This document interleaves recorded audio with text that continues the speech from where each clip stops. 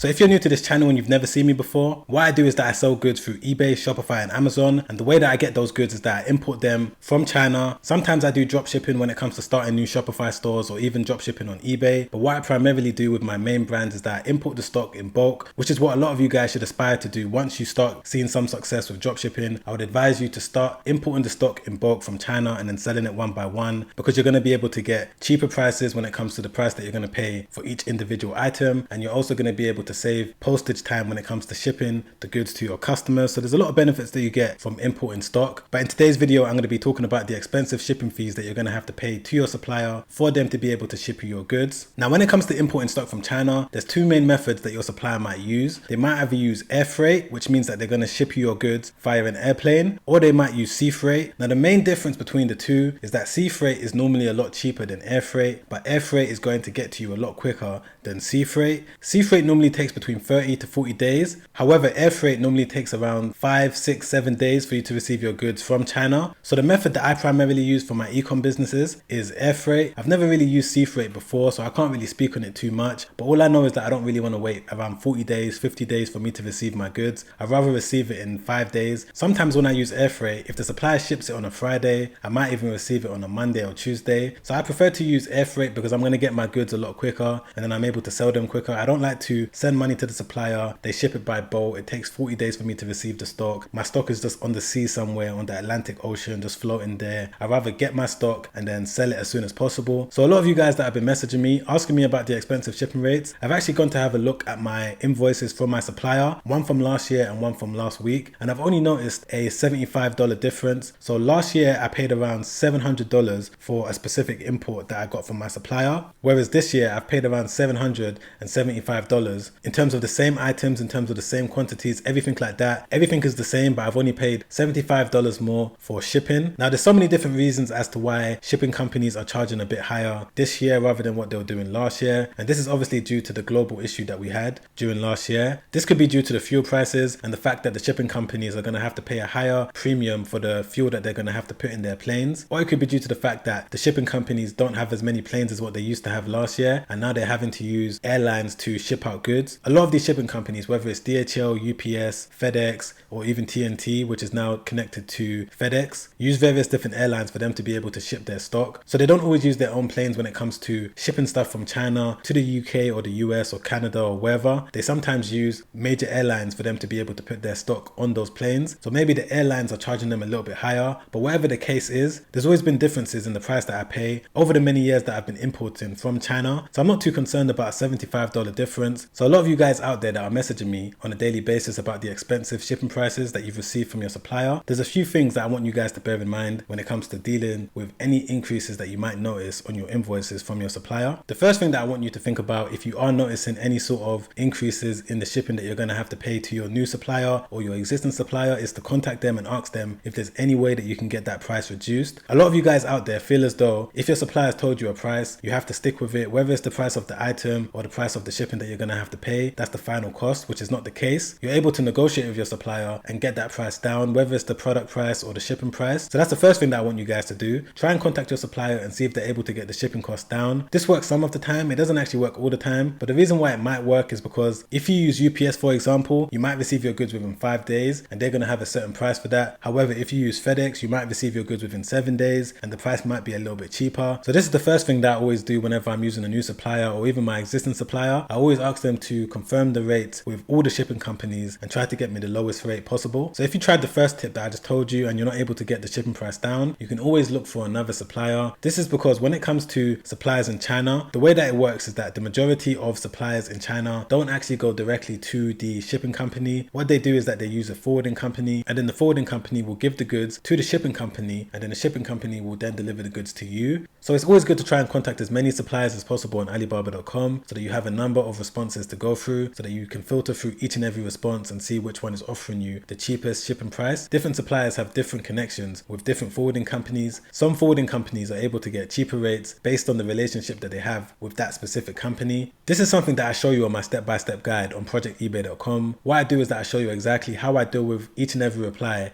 that I get from the suppliers. So if you want to find out exactly what I do personally when it comes to filtering through every single reply, you can check it out at www.projectebay.com. The next thing thing I always advise my students to do is to become a top rated seller as soon as possible. If you're selling on eBay, this should be one of your primary goals, is to become a top rated seller. Now there's so many different benefits that you're going to get if you do become a top rated seller. The first one is that you're going to be able to rise in the eBay search results. Now if you're able to get your listing to the top of the eBay search results, the increase in shipping fee that you're paying wouldn't really matter, because once you do get to the top of the eBay search results, you're going to be able to increase your prices slightly for your product, and then by doing that you're going to be able to account for the increase in the shipping fee that you had to pay. So this is what I mainly do with my eBay stores. What I do is that I try to get as high as I can in the eBay search results, and then from that point I'm going to be able to increase the price and make more revenue, and then ultimately make more profit in the process. The next benefit that you're going to be able to get by becoming a top rated seller is that you're going to be able to save 10% off your monthly eBay invoice. Now a lot of you guys out there have probably only started selling on eBay, but a lot of my audience are making around £3,000 a month, £5,000 a month in revenue on eBay. If you're making around £5,000 a month in revenue on eBay, that basically means that your eBay invoice is going to be roughly £500. Now if you do become a top rated seller, you're going to be able to save 10% of that £500, which means that you're going to be able to save £50 a month just by being a top rated seller, and you're also going to be able to get the increase in traffic by getting higher in the eBay search results. Now these are just two of the benefits that you're going to be able to get by becoming a top rated seller, but the way that I want you to think about it is that if you are seeing some sort of increase in shipping fee from your supplier, the only thing that you can do in that case is try to reduce your expenses or try to bring in more revenue and make more profit. You have to remember that majority of the sellers that are selling through eBay, Amazon and Shopify are also importing stock from China, which means that they're also affected by the increased shipping fees as well. If you're seeing an increase in the shipping prices that you're going to have to pay, it means that so many different e-com sellers are also affected by it, which means that the general prices of product are going to increase. So this is just the way you need to think about it. Whenever you guys ask me, Sam, what do we do about the expensive shipping prices? I feel like you guys want some sort of secret that a lot of e-commerce sellers are using, but there's no real secret around it. The only real way that you're going to be able to deal with any sort of increases that you're going to have to pay in shipping is by potentially looking for a cheaper supplier, or finding a supplier that's going to be able to offer you cheaper shipping, or by finding a way of reducing your expenses so that you can make more profit and offset the amount that you're paying for the increased shipping. There's various different things that you can try in your business if you do notice any sort of increased shipping prices from your supplier, but ultimately it's going to come down to increasing the price of your product or reducing the amount of expenses that you pay within your business. So this is the only realistic way around it, guys. Another thing that you can try is by selling on different platforms, e.g. if you're selling on eBay, maybe sell on Shopify as well. And this is another thing that I personally do when I'm building new brands on eBay. I always like to build a whole new Shopify store around it, and I got a lot more content coming out real soon in the next few weeks in terms of what you can do to build a Shopify store from scratch and how you can move customers over from your eBay store to your Shopify store. So make sure that you subscribe down below so that you don't miss all the future videos that I'm going to release when it comes to helping you guys leverage your eBay customers and ultimately make profit on your Shopify stores too. If you found any value in the video, guys, don't forget to press the like button. It really helps out the channel in a big way. Don't forget to comment down below. Let me know what you thought of the video. I'd love to hear from you. Alright guys, I'll see you on the next one. Make sure you stay safe out there.